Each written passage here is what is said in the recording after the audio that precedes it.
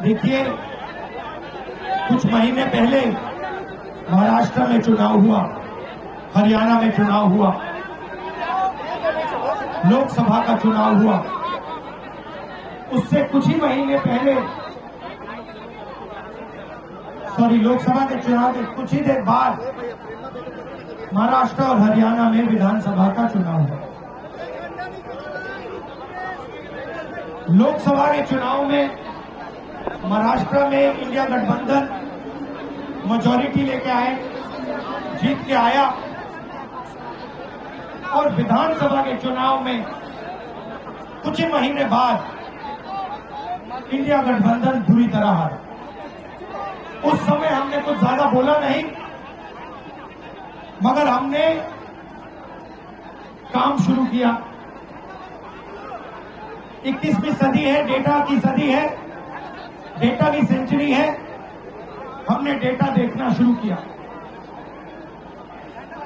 और जैसे ही हमने डेटा देखना शुरू किया, हमें पता लगा कि लोकसभा में और विधानसभा में 1 करोड़ नए वोटर शामिल हुए। मतलब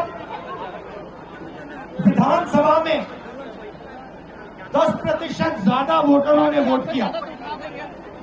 और जब हमने पता लगाया कि ये वोटर कहां से आए, ये कौन है, तो आश्चर्य की चीजें निकली। हर कंस्टिट्यूएंसी में जहां भी वोटर बढ़े, जिन जिन कंस्टिट्यूएंसीज में वोटर बढ़े, वहां पर बीजेपी जीती। सारे के सारे वोट, जो नए वोट आए, वो सारे के सारे बीजेपी को गए। एक बिल्डिंग में 4000 5000 वोटर रजिस्टर हुए। गरीबों के वोट काटे गए। और जब हमने इलेक्शन कमीशन से कहा कि आप हमें वोटर लिस्ट दीजिए, आप हमें वीडियोग्राफी, जो हर पोलिंग बूथ में वीडियो लगा हुआ है, वो दीजिए, इलेक्शन कमीशन बिल्कुल शांत हो गया, चुप हो गया, एक शब्द नहीं कहा।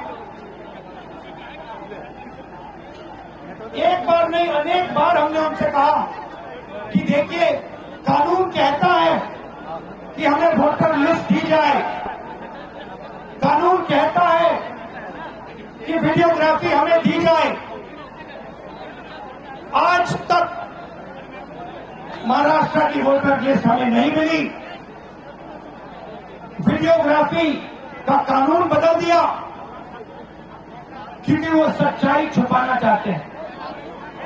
यहां पे हम आए हैं, 7 मूर्ति हमारे पीछे है।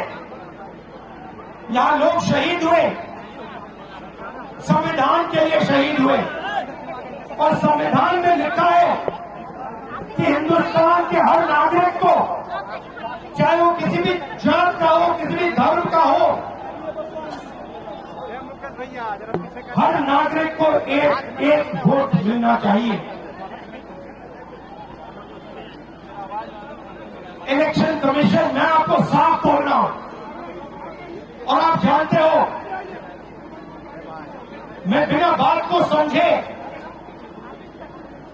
बिना गहराई में जाकर मैं नहीं बोलता हूं। मैं हिंदुस्तान की जनता को और बिहार की जनता को कह रहा हूं कि महाराष्ट्र का चुनाव चोरी किया गया था, और जैसे महाराष्ट्र का चुनाव चोरी किया गया था, वैसे ही बिहार का चुनाव चोरी करने की कोशिश की जा रही है।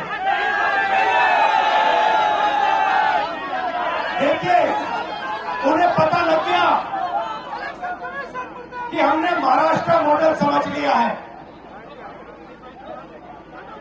इसीलिए वो हम नया बिहार मॉडल लाए हैं।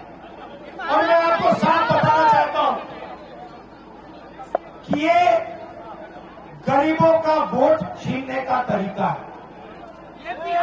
ये और मगर ये इन लोगों को मालूम नहीं है कि ये बिहार है।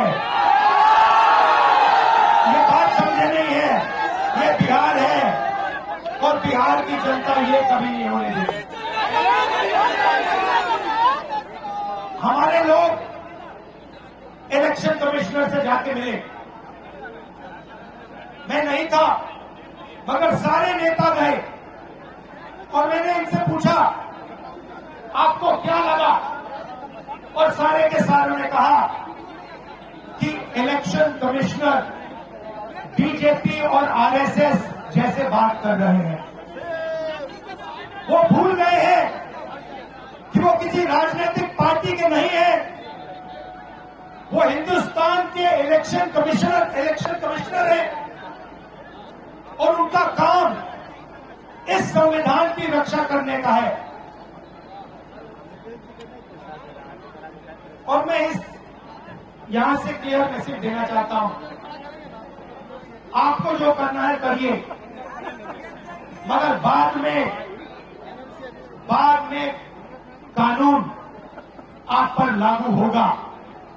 भूलिए मत, आप कितने भी बड़े हो, कहीं भी बैठे हो, कानून आपको नहीं छोड़ेगा। मैं आपको गारंटी दे रहा हूं कि कानून आपको नहीं छोड़ेगा।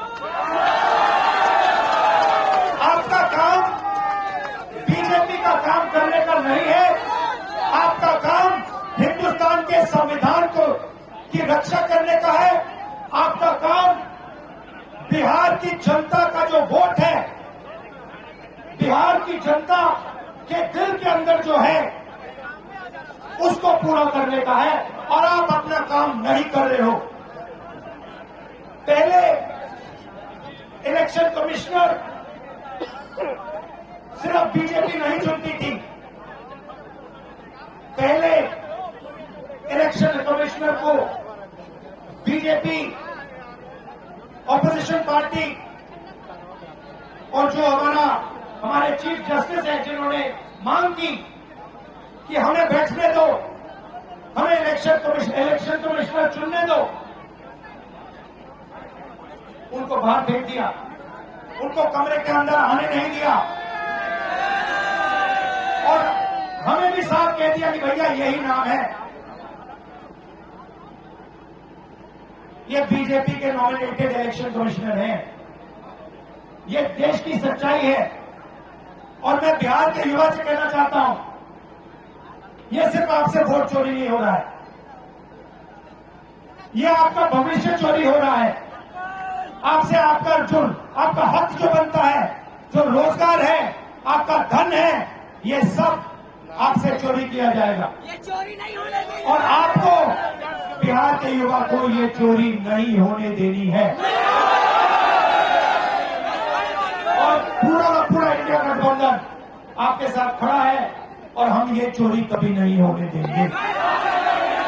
आप सबका दिल से मैं धन्यवाद करता हूं, जो सीनियर नेता आए हैं इंडिया गठबंधन के, आपका धन्यवाद करता हूं, और जो यहाँ भीड़ आई है आपका भी दिल से धन्यवाद करता हूं।